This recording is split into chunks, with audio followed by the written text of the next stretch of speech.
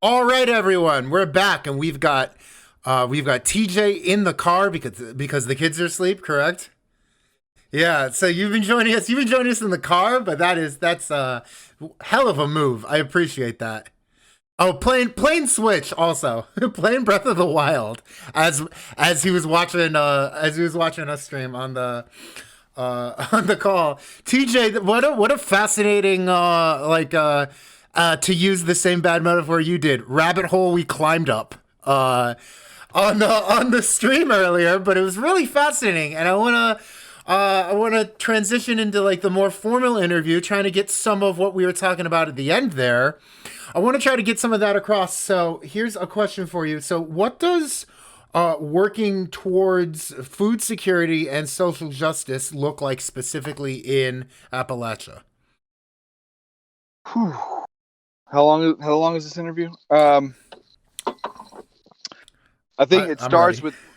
it starts with recognizing some of the biggest issues that are facing Appalachia, um, that are peripheral to food justice and social justice. Um, the Obviously the disparagement or what's the word I'm looking for? I explained to you earlier. The brain starts slowing down this time at night. But the discrepancies in healthcare, the availability of healthcare for people in rural spaces versus people in urban spaces, Mm-hmm. and that's very much amplified in Appalachia. Um, we've got a new phenomenon here that people have talked about, rural gentrification, that is causing property values, the cost of living to drastically increase because the property values of resort areas in Appalachia affect people around them who aren't part of that resort culture. So, for instance, where we live in Raven County, we have three lakes and two substantial rivers that are nearby. Like a river, the Natahela River. The Mm-hmm. lakes are Lake Burton, Lake Raven, and Lake Seed. People started building houses on these lakes 30 years ago, 40 years ago. Like really, like a huge housing boom started happening about 40 years ago. Um, People building vacation homes, and now those people are retiring up here, and we're seeing a dramatic increase in the cost of living for people who have regular jobs. Yeah. um, and that's something that's happening all over Appalachia. Is people want to get away from the city. They want to retire to the mountains. They want to retire to these picturesque natural beauty. Mm-hmm. But with it they bring increased property values. Um, but also like the prices in the grocery stores go up. Also, though, you think about like I just keep using the example of where I live in my county. There are people who live in my county who are 40 minutes by car from a grocery store. Um, Wow. so what happens when you don't have a car and you live out in those kinds of rural spaces? What happens if you have an emergency and you're living in those rural spaces? So the questions about food security, social justice, food justice, like how do we respond to those issues? How do we solve those problems through something that some equitable means to help those people that are in those dire situations? And how can we do it? How can we help that work as a folklorist? What does somebody like me bring to the table of that conversation, or about solving these issues or trying to come to terms with these issues? And the best answer to that is like I bring that ability to listen. Like when the people over here are saying this is what we need, but the people over here are saying this is what we're going to give you, and that what they want to give you doesn't match with what these people need. I try to do some work with mediating that process. Like I get that just you want to give them these things, but this is what they're telling you they need, and you Mm-hmm. got to we got to work out a way to match need with what you're saying you're going to provide. And so that comes in a lot of different forms. But I'm rambling again, so No, I'm not sure if that's it was answering what you're talking that was about. maybe the perfect answer. That was a great answer, and yeah, you kind of gave like the tagline to if anyone, if any potential employers for any of the folklorists in the chat are watching. Yeah, I think we do bring the ability to listen, like you said, and I think that's a very a trait that's compatible with a lot of the humanities. But I personally think the folklore does best. Yeah, So I think good so answer. too. Um, if I can kind of go on and like ask a question in a similar vein, if I may. Okay. So I think gardening gets a lot of attention or press or what have you when it's done in urban centers. Like there was a whole sort of fad human interest story kind of genre that was covering urban gardening. I'm thinking specifically in like the past decade. But Right. what are the kind of gardening that you do and you teach in Appalachia? What does that entail, and how does that differ from like the urban gardening that we've grown familiar with recently? There's not much difference in teaching those Mm. things.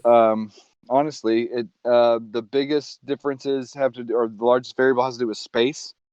So much of the focus on in urban agriculture is helping people understand how to best um, utilize their space to grow. So there were people that I worked with in Atlanta that had these brilliant um, backgrounds in taking some of the smallest spaces and teaching people how to grow a lot of food. People talk about square foot gardening and Yeah, things like that. Um, in Appalachia, people a lot of times they do the same thing. Um, even if they own land, how much of that land is a space for them to grow in? You got to have, I used to did some videos for Foxfire, and I used to do some programs with Foxfire, but I did programs also with the food bank and programs when I was teaching at Georgia Perimeter. And you got to have soil, water, and sunshine, and ample access to all three. hmm So, like one of the big challenges in the mountains is the sunshine factor because the mountains tend to block the sun a lot. yeah, Like at Foxfire, it was funny when we had this heritage garden there, and the biggest problem that we had is that even in the summer at 4 p.m. the sun was starting to go behind the mountain, and and in the morning hours you didn't get sun until about 10 a.m. So it's like, well, damn, we got to figure out where to locate, plants that are really sun loving versus plants that they can deal with a little bit more shade so that we can get them what they need. But a lot of times people are coming to growing things with no experience. They know that they want to grow. And the basics really are the same for everybody, regardless of where they are. Like you know, you don't need a whole lot of space, but you do have to have good soil. You got to have water. You got to have good sun. Um, so I guess that's the short answer to your question is there's not a lot of difference between those two spaces. Now, if you're dealing, one of the things I did get to do up here was work with larger farmers, and larger being they were still micro farms, but hmm they were farming on acreage rather than square footage. yeah, And that's a completely different context altogether. Most people aren't coming like, I want to grow 2 acres of whatever. They're like, I want to grow 100 square feet of something. Like yeah. this is the space I have for a garden. So, and it really starts with all the same stuff. Excuse me. It's Is good. is there a follow-up question that can I ask a follow-up question? Go for it.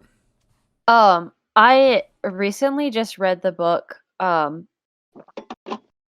Ramp Hollow: The Ordeal of Appalachia by Stephen Stoll.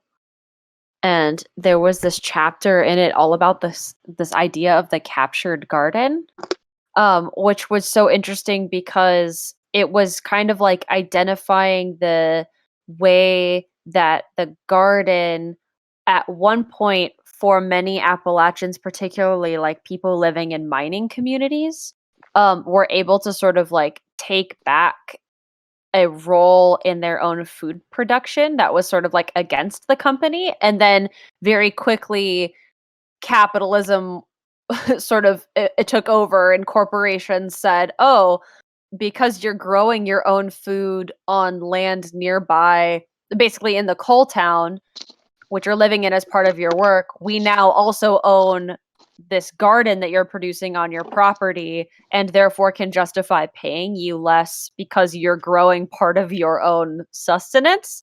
And it became like this sort of uh political tool. And I guess I'm thinking about the question I have is kind of about the garden, both as something that can subvert, but that has also been taken advantage of by corporations. Does this come up in the differences between like urban and more rural home gardens at all? Or micro farms? Yes. Okay. Because like there are people who grow for their livelihood. There are people who grow for their sustenance. There are people who grow because they retired from a corporate job and they were sick of that shit, so they used all their wealth to buy land and start a hobby farm. Yeah. You know, there are people who want to jump on a trend and grow microgreens and Mhm. sell them to, you know, resort restaurants. Yeah, like Um, secondary income or something. Yeah. yeah. Mhm. And all of those forms of growing have, you know, or have positive I hate to place things in a hierarchy, but like everybody's coming at, so a lot of times they're coming at ag with different intentions, because it has become such a big part of popular culture around food. Like we, you know, I always think about that Portlandia skit where they're going to meet the chicken, you Yeah. know, like, Yeah. but Yeah. that's not so far off of reality. Mhm. Like Mhm. that's the like the most dramatic part of that piece of satire is like they're skating the razor's edge between fantasy and reality, Yeah. and it's a fine fucking line. Like, and I've, you know, and I used to go to these sustainability conferences when I was working at the college, but then also when I was with the food bank and having conversations with people. And there were, you interacted with these different individuals, and there were people who were legitimately like, food is this currency for equity, for all of us. Like, you empower somebody to grow their own food, you empower them in all these other different ways. But then there were also people like, you know, so what's the next trend? Like Jerusalem artichokes? Sweet. I'm gonna grow those next year and like make a killing or Right. whatever. And That's you so know, interesting. yeah, it's gross. Yeah. But it's also like that part of it's gross. But the first example of the people that were growing with intention, with the hope of empowering people, the people especially who were doing work in those urban areas, but even up here in the rural areas, they're talking to people about like reclaim your food heritage. Like Yeah. there's there's a generational gap where the culture of convenience overtook the culture of the food, Mhm. right? Like the rooted food culture of these regions was overtaken by the culture of convenience. And now some of those, the grandchildren of the last generation that was really like growing shit and doing what they were supposed to do, they're starting to get interested in it again. But they don't necessarily they don't have the same life situation, because these new people over here, they're working in the larger corporate complex, right? Mhm. Whereas grandma and grandpa, their work in the garden and on the land was their work. Yeah. Like Yeah. that's what I was saying earlier about like the disparity between our lived experiences between just not 2 generations ago, but 4 generations Yeah. ago, right? Our grandparents Yeah. versus our lived experience versus our kids' lived experience when it comes to their Yeah. relationship with food. It's Mhm. bizarre.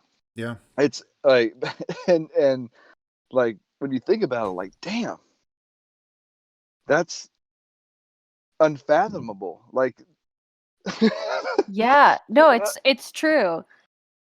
I guess the other reason I thought of this book, Ramp Hollow, was just because it's more of like a history of capitalism and the settling of capitalism as it was imposed on the land.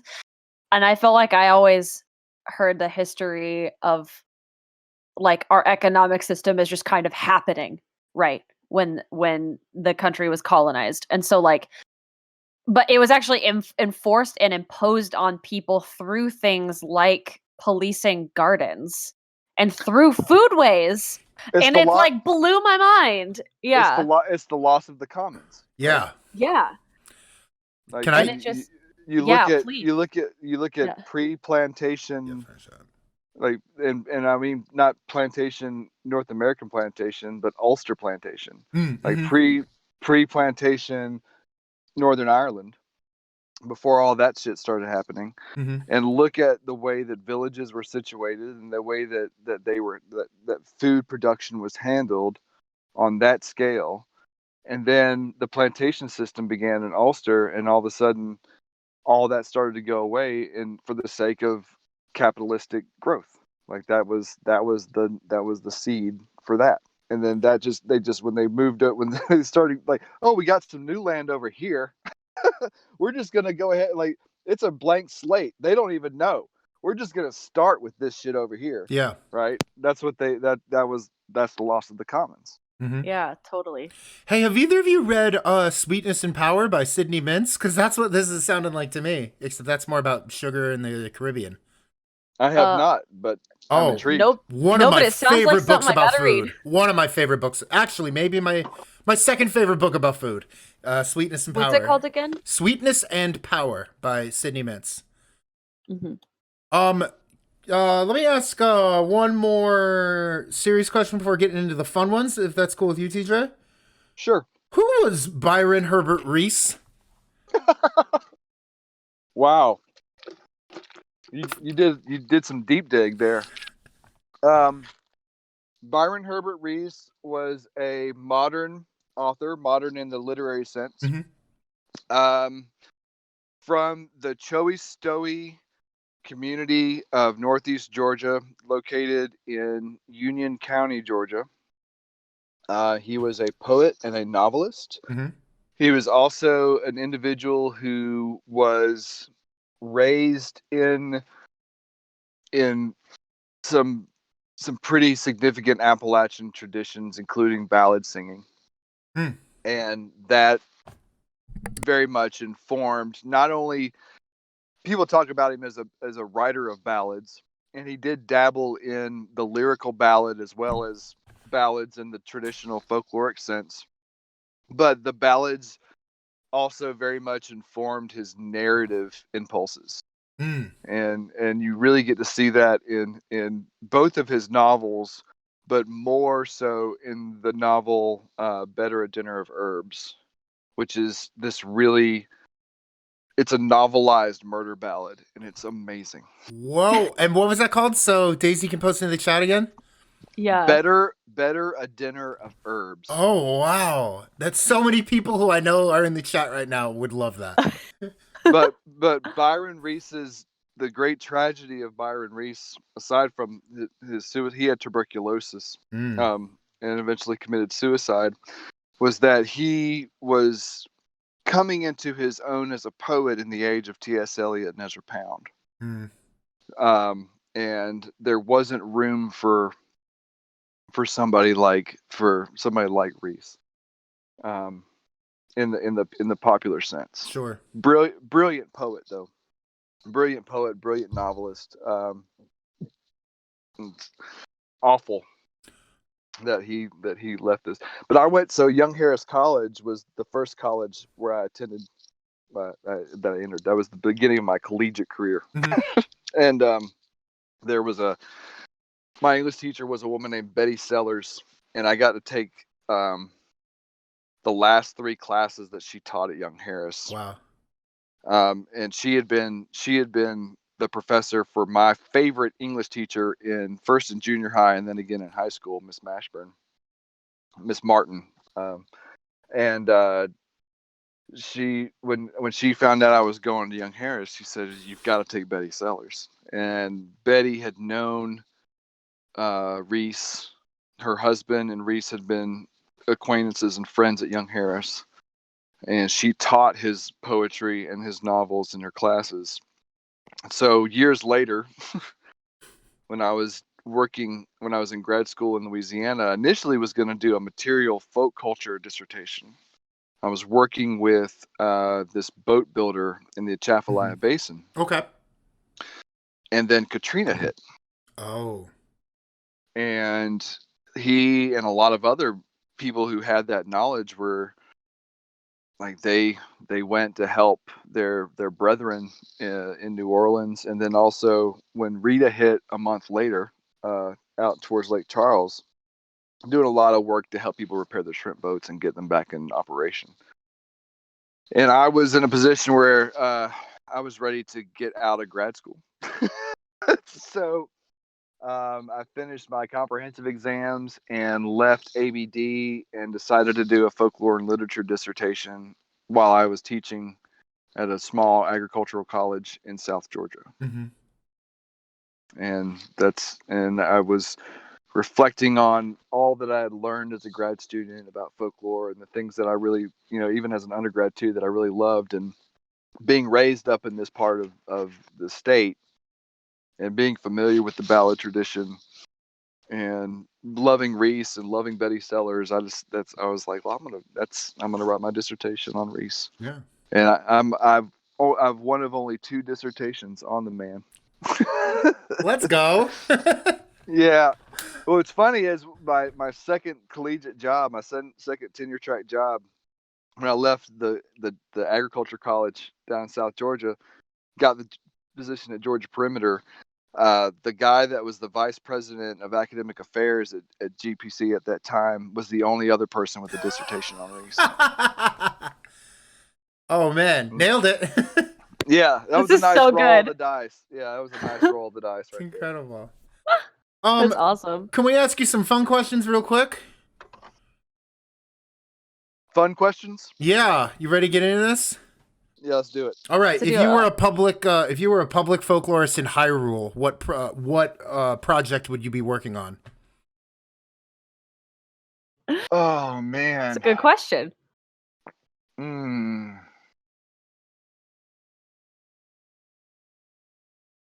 Probably something.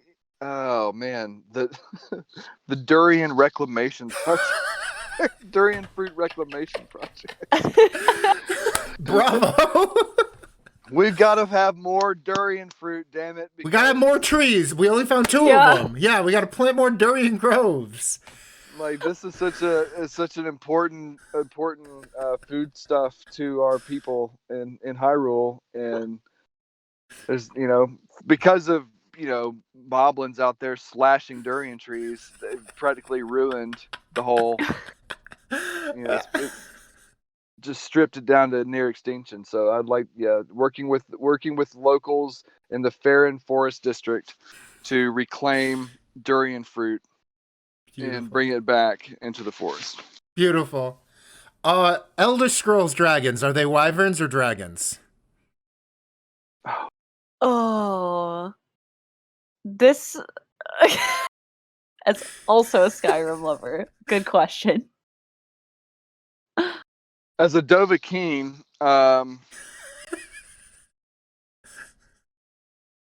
say wyvern. Oh, okay. Moose Roda. And who is your skateboarding hero? Lance Mountain. Lance Mountain. And can you tell the chat a little bit about Lance Mountain? Lance Mountain was part of the original Bones Brigade from the 1980s. It was the skate team that Stacy Peralta founded. Mm-hmm. Tony Hawk, Steve Caballero, Tommy Guerrero, Chris Miller, all those guys, right? So the thing about Lance was he was the oldest of that group, but he was also the goofiest. Like, he was just like, when you watch Lance Mountain skate, he's just having so much fun. and I always loved that about him. Like when Bones Brigade did several videos, Future Primitive, Animal Chin, all those, and Lance is the sort of the protagonist in all of them. If there's a narrative, Lance is your protagonist. He's just like this happy-go-lucky, dude that's just like out in the street enjoying skating, with his friends. And I just love that about Lance, and the fact that he's now 54 years old and still killing it. Just it gives me hope that I got at least another 10 years in me. To do That's that. awesome. So that'll be a lot of fun. Yeah. Yeah, there's also people in the chat are having a debate about if the dragons call themselves dragons, how are they not dragons? Which, congratulations, you've just discovered Emic versus Edict using Skyrim. We did it. Stream accomplished. We taught you folklore.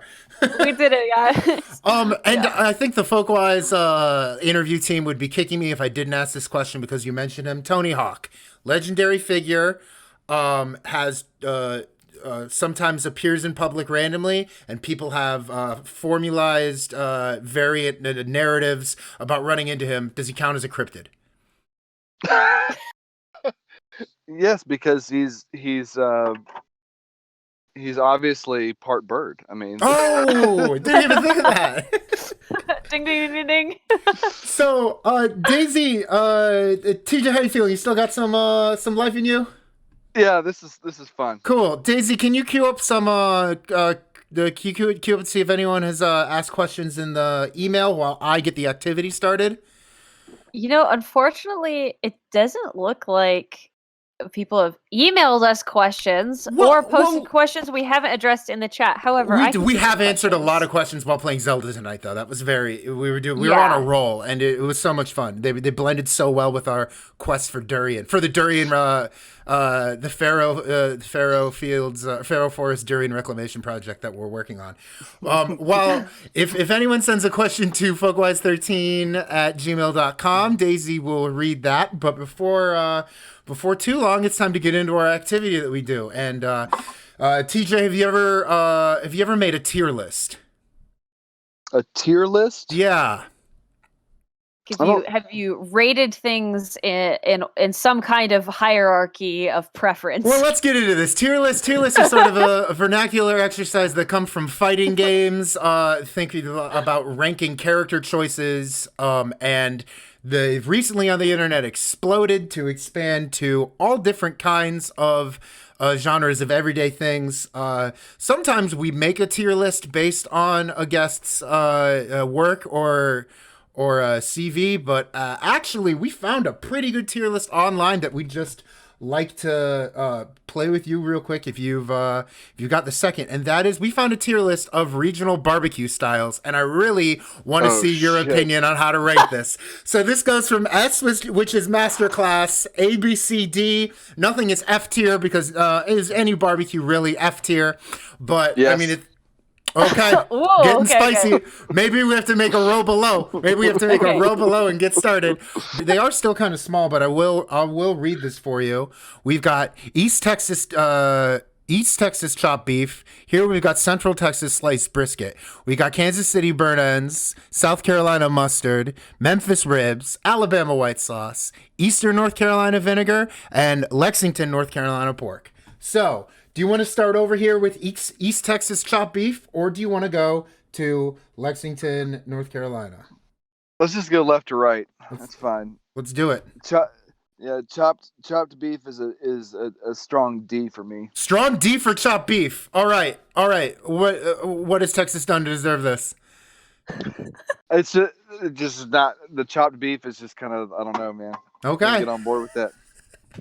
They redeem themselves with the sliced brisket. That is the way that any kind of smoked beef should be served. Hell yeah. But I'm not a fan of chopped anything when it comes to barbecue. Chopped chicken, chopped pork, chopped beef. Get that shit out of here. Well, we're about to pulled, sliced. Like that's it. The next one is burnt ends. That's a different story right there. Okay. That's an A quality. And that's something special to Kansas City. Yeah, that's true. As a nice Midwest boy, thank you so much. Yeah, no, that shit's delicious. I see a Carolinian in the chat who is saying create F tier for South Carolina barbecue, but we've got South Carolina mustard. What are you gonna do about mustard sauce? Yeah, it goes in a D column too. It does. Is it lower? Is it lower than chopped beef? No, it's slightly above chopped beef. Gotcha. All right, and why is it the top of D right now? It because they're trying to be East Carolina vinegar, and they just can't. Like, mustard does not belong in barbecue. It does belong. It does belong as part of the rub. Yes, sure. But not in the sauce. That's just messed up. Next, we got Memphis ribs. Where are we putting Memphis on our tier list? Memphis is borderline S class, man. Are you saying the top of A? Yeah. And what can you tell me about Memphis? I'm a rib junkie. And there's nothing more satisfying than a well done Memphis style rib. It's just like it's savory. It's like getting you in here. It's tender. Ideally, like, soon as you drag your teeth across it, it just falls off of the damn bone. Oh, and yeah. and they're not parboiling. They didn't cheat. Like, this is real deal. You know. Yes. Yeah. I know. I get it. As someone who worked at a barbecue place in Indiana, I understand. We've got Central Texas sliced brisket.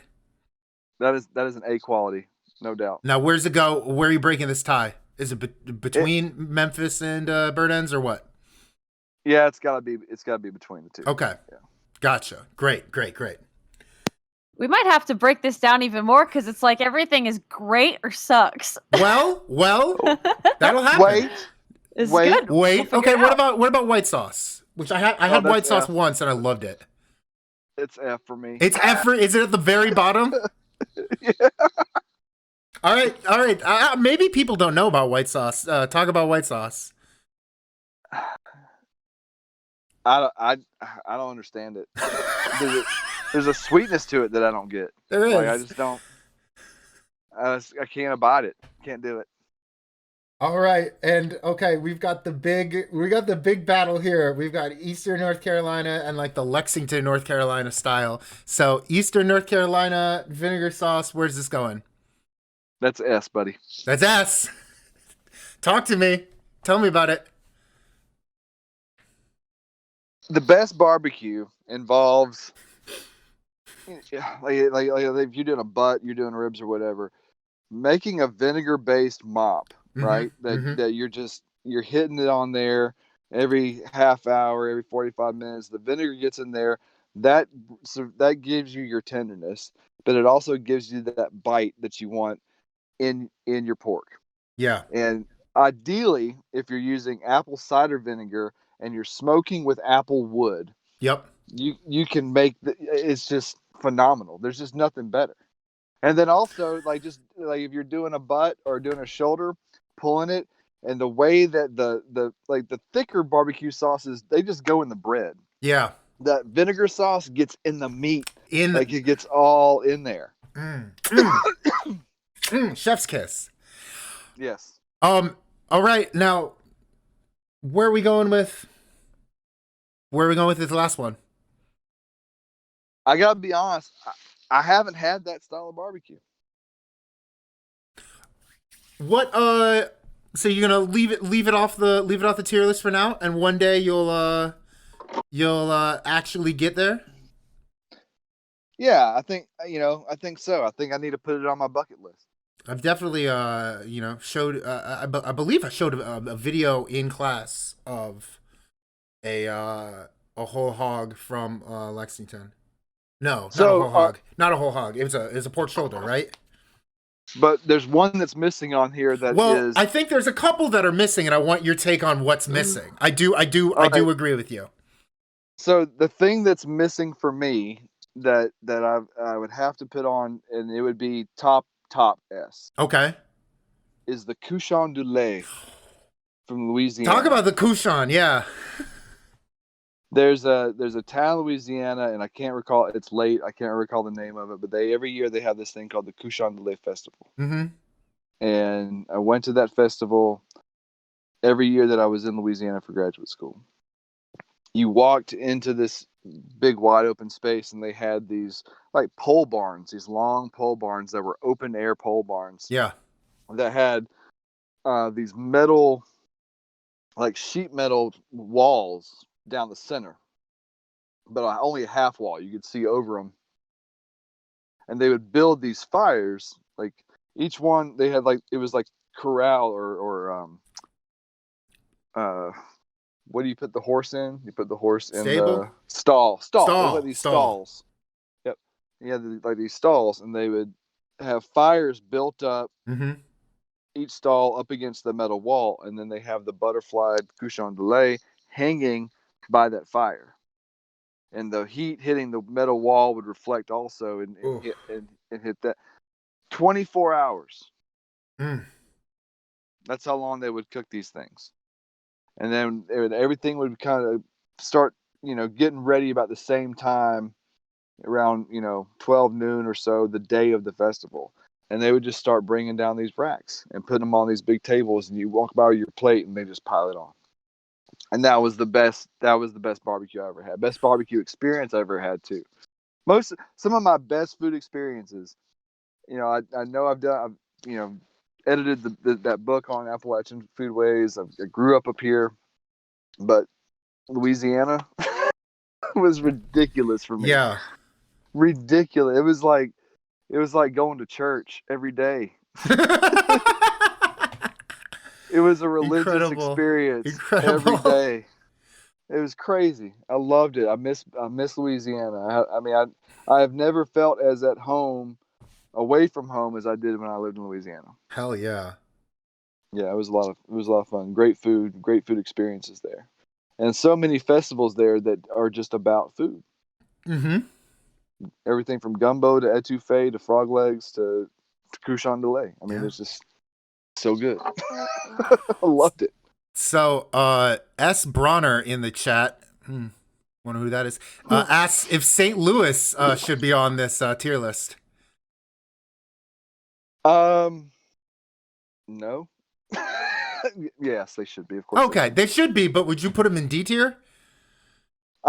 No. Okay. I haven't had enough. I would probably put St. Louis ribs in low A or high B. Okay. Because when you were talking about like, all that sauce that's for the bread, that was like, lucky St. Louis didn't make it on here. No, they have their place, Sure. And besides Kansas City tips, Kansas City dry rub. Like, yeah. We don't. Like, I'm a big dry rub fan. I can tell. I'd put Kansas City up there too. My last kind of question that's like, what isn't on the list? When I worked at a barbecue restaurant, my manager came up in the Santa Maria style, and he always said that the thing he would add to the menu, but unless he had like the whole hand crank grill and could do it right, he wouldn't be comfortable doing it, is tri-tip. Yes. Just try, even though tri-tip is over a oxidative fire, should it be on this list? No, it's a completely different. Okay, because it of all the things that aren't smoke and thyme that people call barbecue, I feel like tri-tip gets the closest, but it is a completely different like cooking method. Yeah. Yes, yeah, but that's some good eating right there too, for sure. Shouts out to my old manager Louise at Smoking Jacks. We got a question for you in the chat if you're interested. Oh yeah, ask this, please. TJ Blake Johnson here from English 1102 at GPC. What's your favorite local barbecue restaurant? Wow. Up here, my favorite place to hit is in a place called in Dillsboro, North Carolina, and it's the Haywood Barbecue in Dillsboro, North Carolina. We got another question popping up from Food 0114. Best barbecue side. Everybody loves the barbecue questions. Well, Potato It's good. salad or Brunswick stew for me. Brunswick stew. There. Oh, deep cut, but I like it. But okay, it depends. If I'm having ribs, potato salad. Okay. If I'm having pulled pork, give me that coleslaw because I'm doing something with bread and that thing right there with the coleslaw. Yep, and the vinegar sauce from Eastern Carolina. Did you know? You know Brandon Barker, right? Yes. Yeah. So I was his TA for Folklore 101. Yep. And he would when we were grading final exams, he would like smoke a pork shoulder, have us over, like grading all the finals, entering the grades, and he'd like make us barbecue. And he turned me on to Chow Chow, which I think is my favorite barbecue side now. So traditionally, we traditionally around here don't see Chow Chow until around New Year's. Like you serve it with your collards and your black eyed peas and your ham and all that. But I could totally see it working with barbecue. That would be. I mean, it's fermented coleslaw. Yeah, exactly. I think the what am I doing? Like the vinegary, pickly, fermenty versus like the fat smoke. Those like it's a reason like Korean barbecue and kimchi are the perfect pair. Like those just go well together. Yeah, man, I'm excited. It's just hit me now that Blake Johnson was a student of mine probably 7 years ago. Wow, that's awesome. Yeah, that was like one of the last years I taught at Georgia Perimeter, and he was on the Newton County campus. That's wild. Here in the chat, hyping you up. Thanks for watching the stream too. Yeah. That's awesome. So, all right, funny class story, not about Blake and GPC, but when I was at Abraham Baldwin, it was in 2006 or 2007. Mm-hmm. I don't know if you remember cohorts, like the learning communities were a big thing, and especially in undergraduate.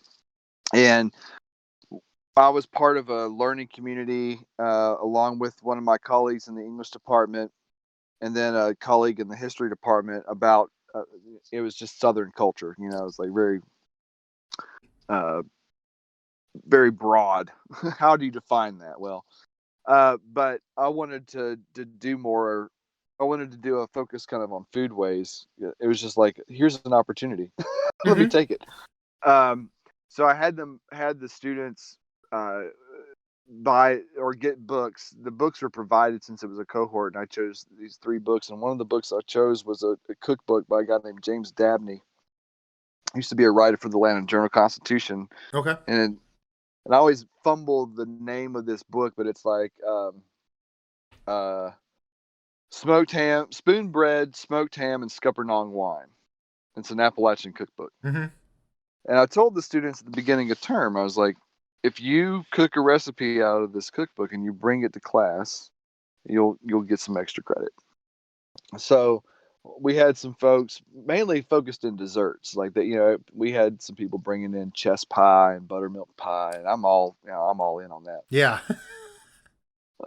One Monday I come into class. It was a mid-morning class, and these 2 gentlemen come in with oil-covered dishes. Two fellers from I think they were from Wilcox County, just up the road.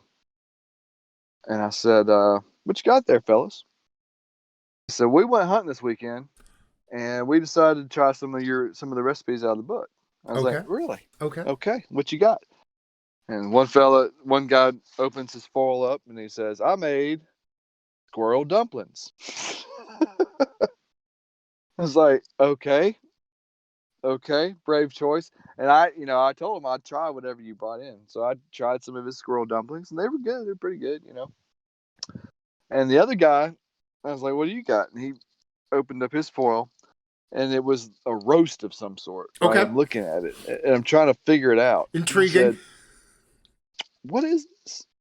He said, "Buck Snort Mountain Roasted Raccoon." I had never had raccoon, Okay. but I did that day. Let me really guess. It tasted like chicken? It tastes like dark meat turkey. Interesting. Huh.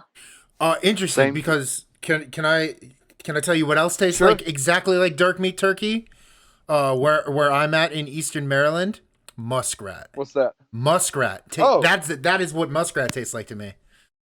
You mean nutria? Yeah. Nutria, yeah. I have a nutria story too, but I love Anthony Bourdain for a lot of reasons, and so much so that I made a slight dedication to him in front of that cookbook because he passed away right as I was writing acknowledgments and stuff for the book. But I always felt akin to that. You sit me down in the context of whatever, and somebody puts a meal in front of me, I'm going to eat whatever they put in front of me. Yeah. Because it's just rude otherwise. Yeah. Right. And going back to that intimacy, if somebody has gone through that much work to give me nourishment, I'm going to partake in whatever that is, and that includes Buck Snort Mountain Roasted Raccoon. I love raccoons, but if someone served it to me, I'd eat a trash panda. I'd do it. Yeah, like you said, it's an adventure. It's an intimate thing you're experiencing with someone. Okay, well, but here, go ahead. You go ahead, Daisy. You go first. I'm just thinking. So, so knowing Dom, raccoons are the top tier, the S tier animal for the animal ranking. So you'll have to see if you change your mind for S tier animal ranking when I'm on and we talk about what our favorite animals are, because you're gonna put the same animal S tier as an animal you'd eat. I'd eat any animal if someone I like served it to me. I think Okay. that's what I'm getting at. Okay, if there's good sauce on it. I think the S tier animal is a human friend. Aww. So that's fair. And I'm not talking about no dangerous game, okay? The dark side of this conversation is the larger question about cultural food traditions and how and what that looks like in within certain global contexts, right? Because we're in the midst of something right now that purportedly comes from a food tradition, right? A situation that has caused a global situation, a situation that's caused a global situation. And I remember, in the early days of the pandemic, people making some pretty terrible comments about folks from different places and foodways and things like that. And I think that's one of the times I shared my nutria story, and that's, I don't know where that conversation can go. It's, where do some foodways come from? A lot of different places, and one of the places that it comes from is survival and people's desire to live and to find sustenance wherever they can, and that gives rise to cultural traditions that may outlive the necessity of certain things, but understand that they're rooted in necessity. I don't know where I was going with that. It was just a thought that came to my head. Like I said, it's way past my bedtime, but I love having these conversations with people. I do. Same. Well, this is such a good point though, because I mean, it makes me think again about gardens, right? Like this idea of the garden being something that is both a point of survival and nourishment, and helping others survive through like what you can cultivate in your garden, but also like it's more than just sustenance, right? Like it's community survival, because it takes a community to create a garden. whether and I mean, and sure, maybe there's like an individual working on their own individual piece of land, but all that knowledge that they gained has come from generations and generations of people who have helped put together the possibility of this garden, this like this survival of knowledge. It's very cool. I don't think you're saying something that makes a lot of sense to me. It's a division of labor that is as old as human civilization. Yeah. Like that's like it is a culmination of labor that's ongoing, that begins with the beginning of human civilization and continues through all of us now. Like that's an interesting thought. Yeah, definitely. Well, this has been awesome. The chat's been going absolutely wild about barbecue. I can't keep up with all the barbecue chat's comments going wild that about barbecue. The chat is also bringing up the subtle differences between the muskrat and the nutria. Like a lot. So there's plenty to read upon revisiting all of this, because there's just a lot happening. Yeah. Couldn't keep up with it.